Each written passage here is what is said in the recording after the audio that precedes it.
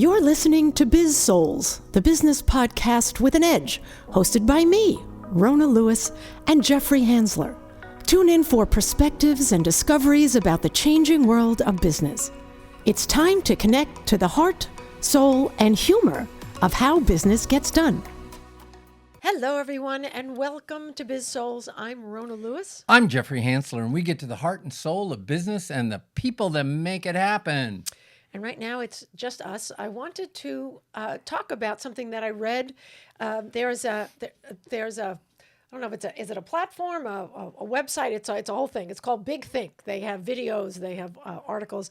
So I was reading an article in their newsletter that it talks about the 6 elements of a successful leadership development system. And I thought, hey, Jeffrey's a systems guy, so I bet he would like that because he doesn't always like the kind of stuff that I bring up. And it was written by Dr. Scott Allen and David V. Day. So I thought we could kind of unpack it a little bit. Yeah, and I've got, this is going to be He has opinions. I've got opinions on this. Yes, absolutely have opinions on it.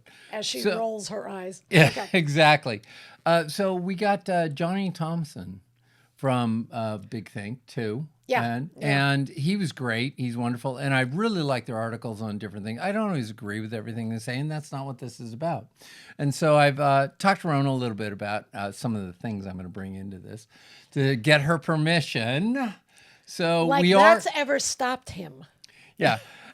We're leadership. So we're going to look for some shared examples of leadership and things that you might have. And I'm sure you're going to have an opinion about it because I'm going to bring in some things that are going on with politics and our government leadership now.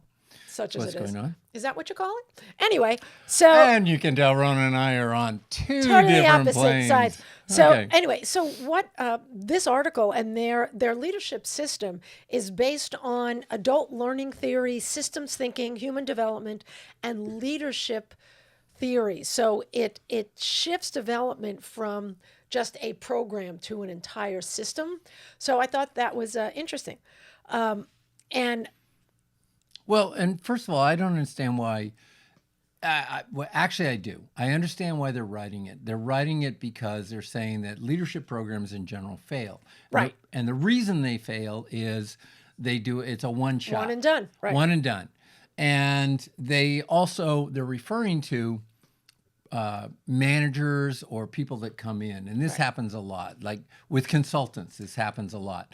Consulting firm comes in. That's what I was just gonna say. They don't get it. Yeah. And then the consulting firm comes in, and the people on the front line are like, "Oh yeah, here's the newest, greatest idea," and they just don't put an effort into it because they say, "Hey, if we can just hold out."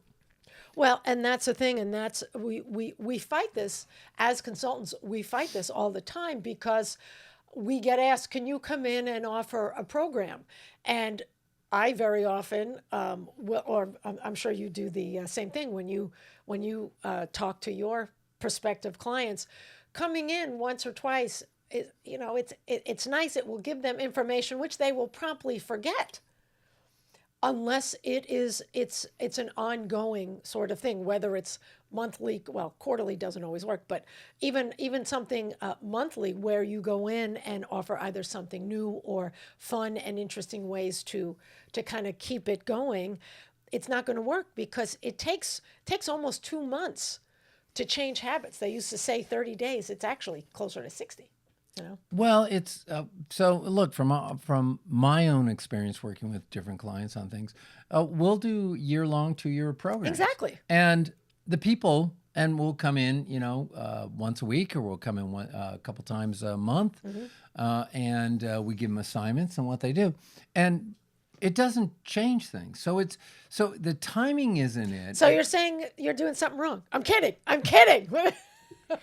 No, it's what it is that human beings in general hate change, right. And the only thing that hates change worse than an individual is an organization. Okay. And the biggest problem is fear of failure, and it's accountability. And so these guys are talking about it, and they're proposing a system they say will solve the problem, and it won't. It's on the right track. I like their approach and what they're doing, except typical, and I don't know if they're, one of them's got a PhD and another one. So I don't know what their experience is with Okay. this stuff. It's it's like academics. It's like, okay, it looks real pretty in a box, and it looks real, and it sounds real good, except then you add humans, and Well, yes, and that's why they say it's a blueprint, and models. And you've said this: a model is just a model. You have to. It's a system for since we're talking about system. It's a way of getting from soup to nuts, and I think every person has to customize it to their personality, their audience, their company personality, the culture, and take what works and get rid of what doesn't, which is why play works so well, because you can feature failure in a way that's low stakes. Oh, you know what? This is part of a system that I read about. I'm trying it. It didn't work. All right, we're going to try something else, or we're going to switch things out. That's why I think I don't I don't think any system should be my way or the highway. I think it needs to be a little fluid. right. So this is where then you're gonna watch Rona cringe on this. So in regards to President Trump, Okay. right now. He's been going at it. He's been going at it for a little while now in his second term, and the things he's doing have helped the economy, and yet they won't talk about it. Things he's done has helped stop some of the insanity that's going on with Oh, you open mean borders. the ice killing the two people? Exactly. See, that's what the focus is. So do you understand? Every single day he's working on this, or he's got Or he's got the people behind him who can think clearly. or he's got government operations working behind him, and people are resisting and they're changing. That's the core that leadership always has to fight. And now you don't pass out on this one.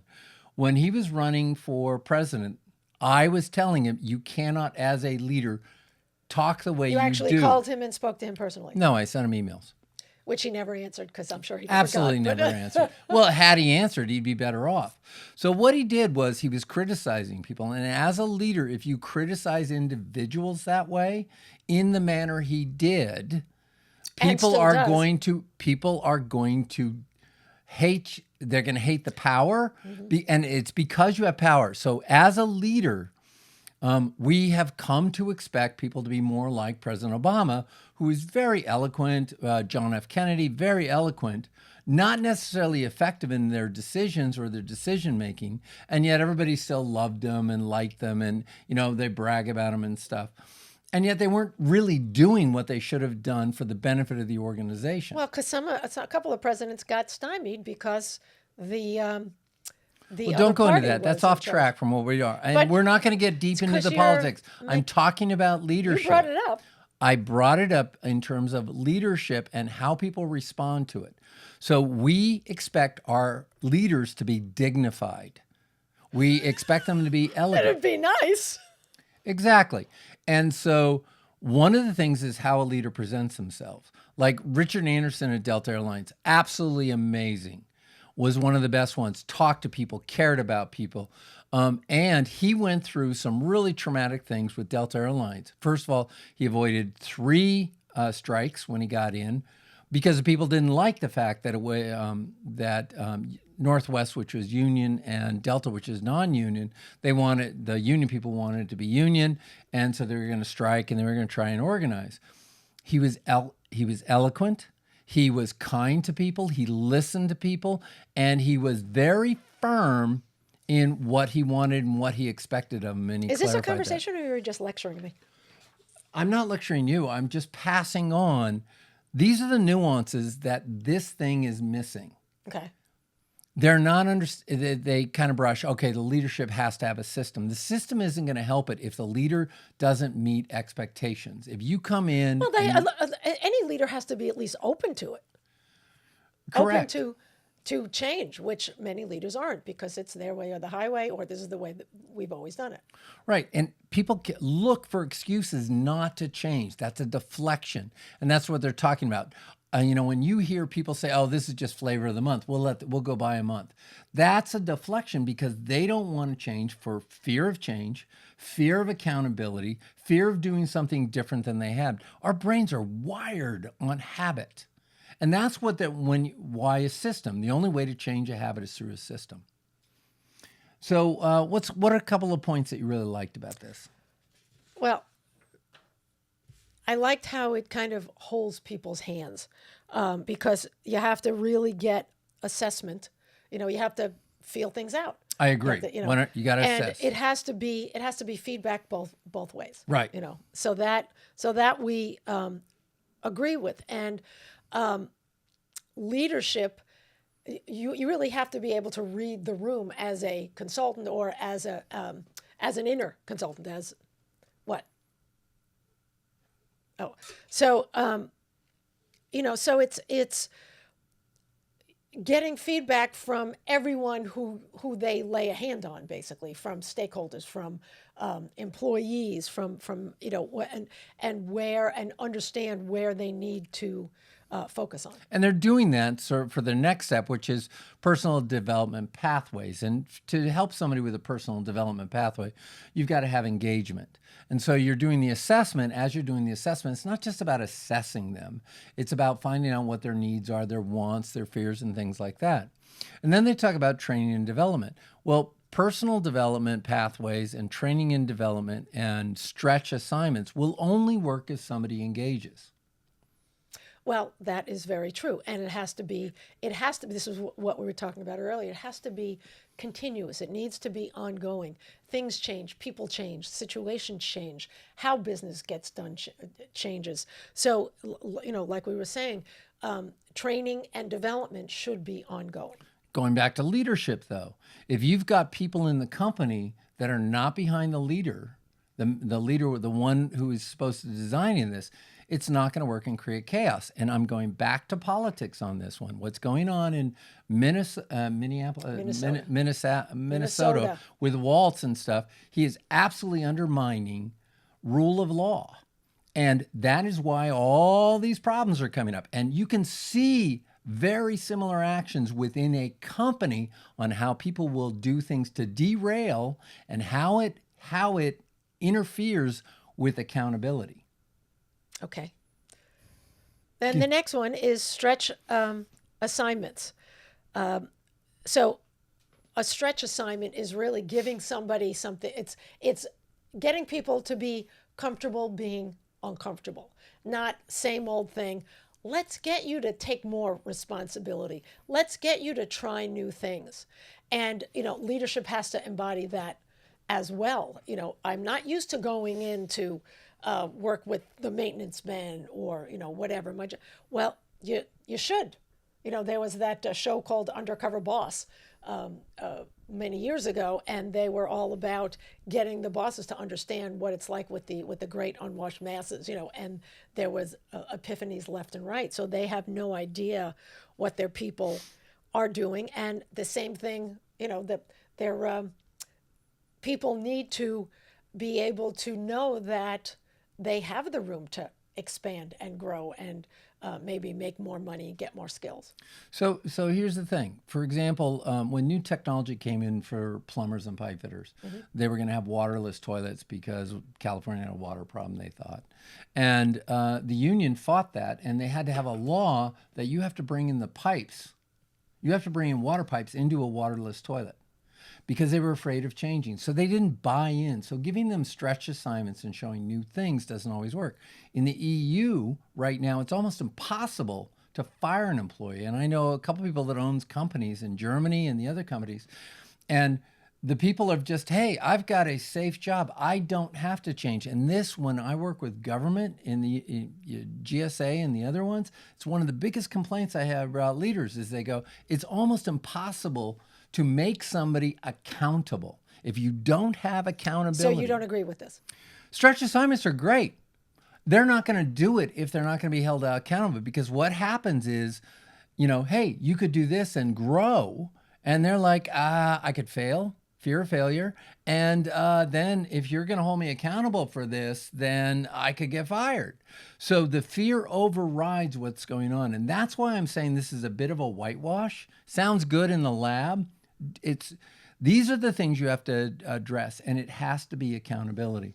One of the Well, problems. thank you for taking over this whole podcast on this and showing me what, how things work.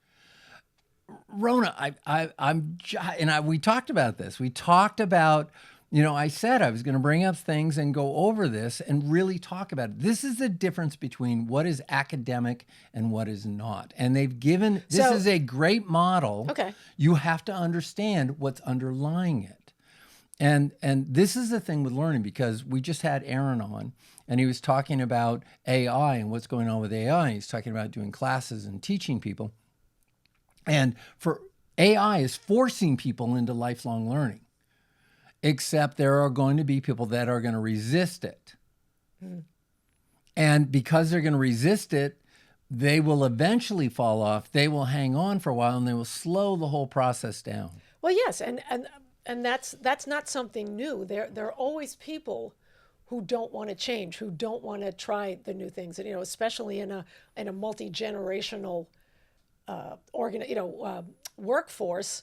The older people are the ones who are much more reticent to change because they like things the way they are. Right. So one final story, and then we can put a lid on this. I worked with a group, a medical consulting firm. And the idea is they wanted to improve business development. So I worked with the sales team about increasing their sales. And there were a couple salespeople that were not doing as well. Those are the people that were worried about being fired. Those people adopted the thing. What happened was the sales manager, who had been given the position because he was the best person in sales, became frightened by their success. Now, he went to the leader and started complaining, this isn't going, and they curtailed the program. They kept their contract to the end. They didn't go to the next step. It was supposed to be a multi-year contract. And 3 years later, the owner sends me a text. You were right. He was afraid. He was doing this. And we ended up firing him. You've got to have a leader that's committed to the change as well. And most leaders, a lot of them, business owners and leaders, they're worried about getting, just like our politicians, they're worried about getting elected. They're worried about who's going to vote for them. And leaders are worried about, will the employees be happy? Are they going to get upset? They're worried about, can I find somebody to replace that? Fear is the number one enemy of this entire thing. And this system, if you don't find a way to either curtail the fear or drop the hammer on them and say, you have a choice, learn, you're going to be held accountable. It's either do or don't do. It's like Troy and the Greeks. The Greeks came in, and how did they make sure that they were going to win? They burned the ships. Well, speaking of Troy, the best way is to be really sneaky. Like the Trojan horse, okay? You sneak people in, and they don't know what's coming, which is why all this can be made better with purposeful play. There you go. Because when people are in a better mood, and when they learn things through play that are low stakes so they can fail, they feel more comfortable with it so that when they go back into the real world, their skills are there and they didn't even realize it. And that's why it pays to keep going with purposeful play and attunement and making sure that everyone has an attitude of openness and childlike wonder and curiosity that allows them to make these changes. So I don't think this is the perfect blueprint as it is. I think it has to do with everyone's attitude, not what's happening to me. What can I do for others? How can I make this better? Things like that. Well, and that's the reason we got together, is because of the value of play. And it's not in this system. It's certainly not for the reason that you hijack podcasts. And that, what's funny is this system doesn't talk about play and how to get that engagement or anything else. So Because anyway, all it they is, left it out. it's just a short article, and they may not be into it, and that's why play is such a benefit to organizations that want to change and change well. Very good. That's it for me. I can't wait till I move, and then this will be over.